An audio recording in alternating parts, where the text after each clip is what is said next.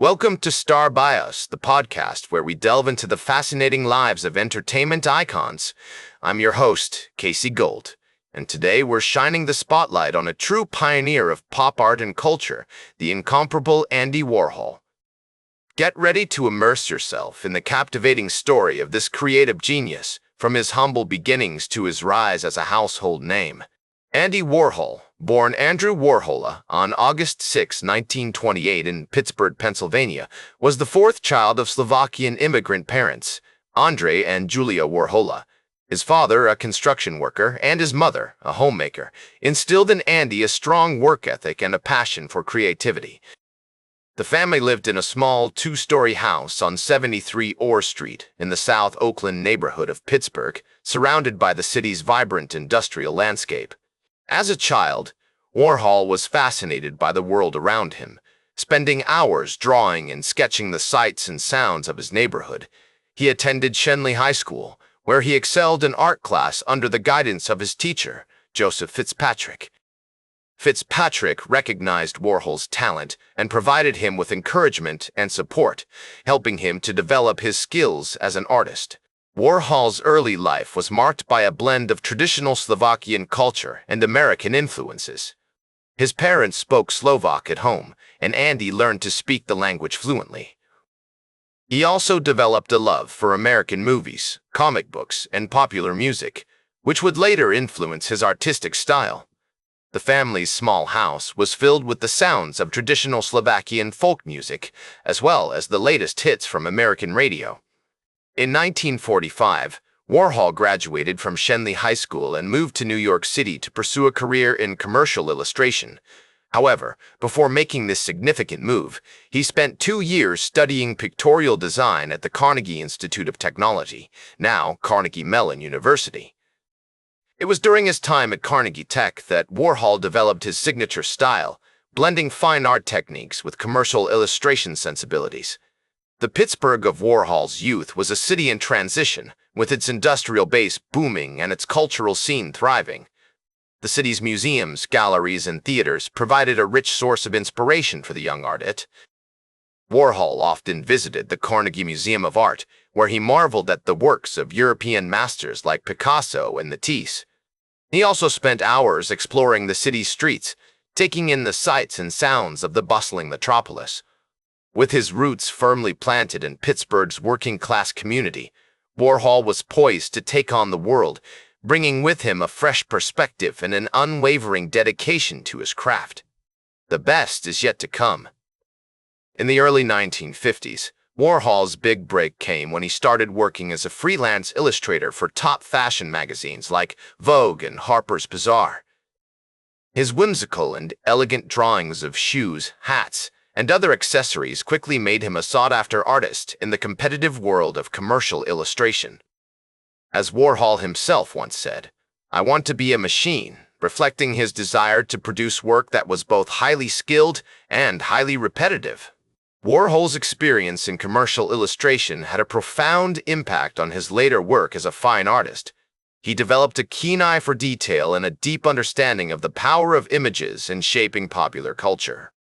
His fascination with celebrity and consumer culture also began to take shape during this period, as he became increasingly interested in the ways that images could be used to create and manipulate public personas. In 1957, Warhol met Nathan Gluck, a fellow artist and close friend, who would later become his business partner. Together, they started experimenting with silkscreen printing, a technique that would become a hallmark of Warhol's artistic style. Silkscreen printing allowed Warhol to mass-produce images, exploring the relationship between art and commerce in a way that was both innovative and provocative. The 1960s were a pivotal time for Warhol, as he began to gain recognition as a fine artist. His studio, known as The Factory, became a hub of creative activity, attracting a diverse group of artists, musicians, and writers. The Factory was a space where art, music, and fashion converged in a swirl of creative genius, with Warhol at the center, directing and inspiring his collaborators. One of the most significant events in Warhol's career was the creation of his iconic Campbell's Soup Can series in 1962. These silkscreen prints of everyday consumer products challenged traditional notions of art and beauty, elevating the mundane to the status of high art. As Warhol once said, "If you want to know all about Andy Warhol, just look at the surface of my paintings and films and me, and there I am.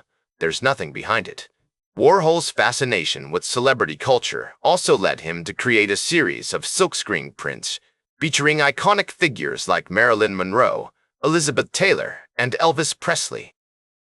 These portraits not only reflected Warhol's obsession with fame, but also explored the ways in which images could be used to construct and manipulate public personas. Throughout the 1960s, Warhol continued to push the boundaries of art and commerce, experimenting with new techniques and mediums. He made films like Sleep and Empire that challenged traditional notions of cinema and storytelling. He also created a series of happenings, interactive events that blurred the line between art and everyday life. With his pioneering work in silkscreen printing, his legendary factory studio, and his iconic artworks, Warhol cemented his status as a cultural icon, leaving an indelible mark on the world of art, fashion, and popular culture. The late 1960s and 1970s were marked by both creativity and controversy for Warhol. In 1968, he was shot and nearly killed by Valerie Solanas, a radical feminist and actress who had appeared in one of his films. This event had a profound impact on Warhol, leading him to become more reclusive and cautious in his personal and professional life.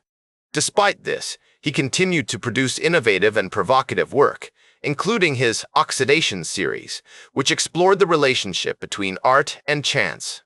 In the 1970s and 1980s, Warhol's focus shifted towards more commercial projects, including portrait commissions and advertising work. He also became increasingly interested in collecting and preserving artifacts of popular culture, amassing a vast archive of objects, images, and ephemera that would later become the basis for the Andy Warhol Museum in Pittsburgh. Throughout his life, Warhol was fascinated by the power of art to shape our understanding of the world around us. He once said, "Art is what you can get away with," reflecting his desire to challenge traditional notions of beauty, taste, and cultural value. This philosophy is evident in his iconic artworks, from the Campbell's Soup Can series to his portraits of Marilyn Monroe and Elizabeth Taylor. Warhol's legacy extends far beyond his own artworks, however. He played a pivotal role in shaping the course of modern art, influencing generations of artists, designers, and musicians. His innovative use of silkscreen printing, his experimentation with film and video, and his blurring of the lines between high and low culture all helped to expand the definition of what art could be. Today, Warhol's artworks are held in the collections of major museums around the world, including the Museum of Modern Art, the Tate Modern, and the Centre Pompidou. His influence can be seen in everything from fashion and advertising to music and film. As a cultural icon, Warhol continues to fascinate and inspire us, offering a unique window into the tumultuous and transformative world of the 1960s and beyond. In the end, Warhol's story is one of creative genius, personal struggle, and the ongoing power of art to shape our understanding of the world around us. As he once said, "I never think that people die." That's all for today's Star Bios. Remember to like, share, and subscribe. And until next time, I'm Casey Gold reminding you to keep shooting for the stars.